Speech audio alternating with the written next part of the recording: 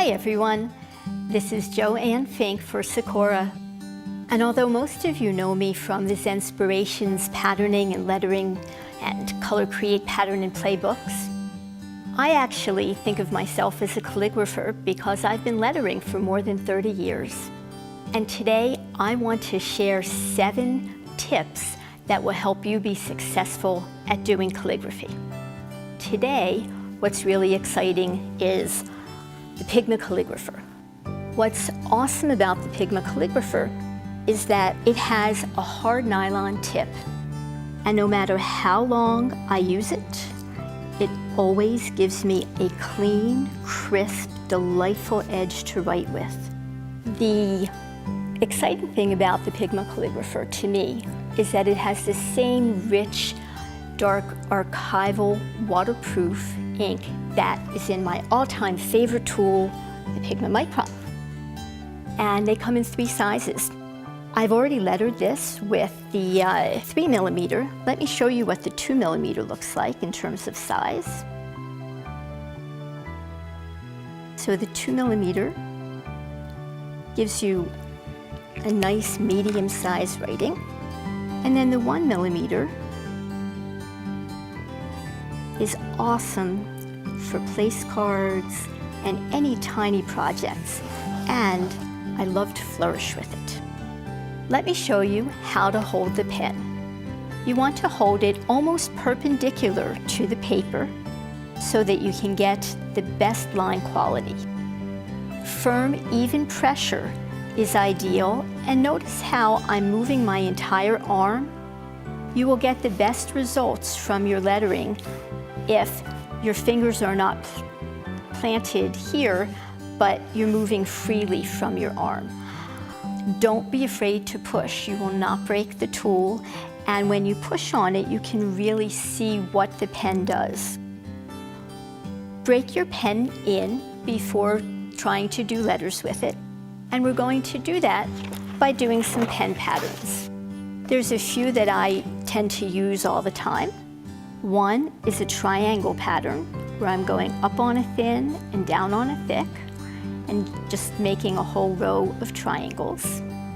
A second is what I call an S-curve, and it's called an S-curve because it's the shape that you make when you're doing an S, so that's a really good one to practice.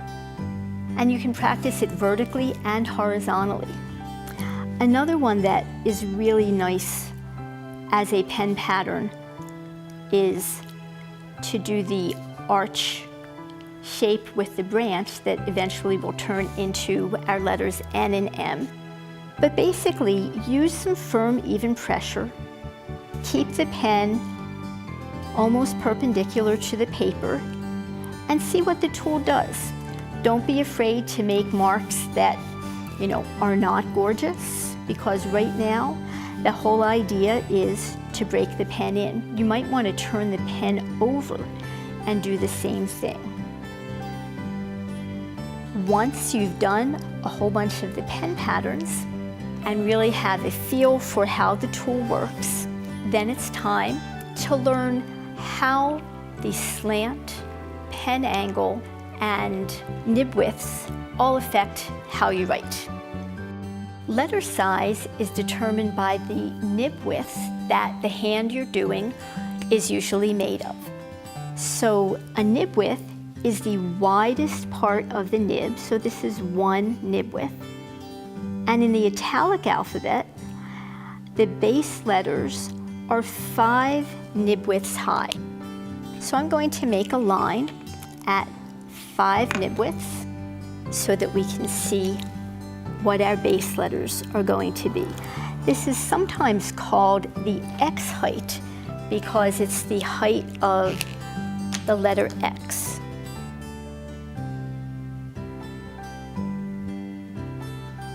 In the italic alphabet,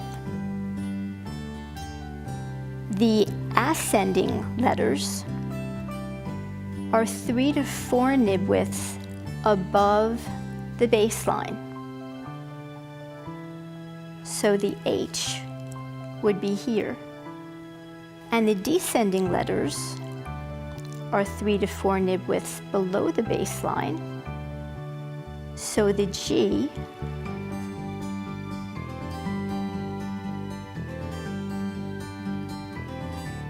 in the Roman alphabet, that's very different. Roman letters are made with the base letters only at 4 nib widths. So let's draw 4 nib widths. And the nib widths and the pen angle, which I'll explain in a moment.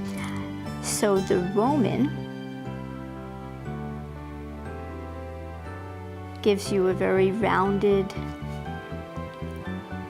almost chunky letter. And the ascenders are not quite as high as they are in the italic alphabet. The Roman alphabet is written without a slant, where the italic alphabet slants 7 degrees. The nib widths are important, but they're impacted by pen angle.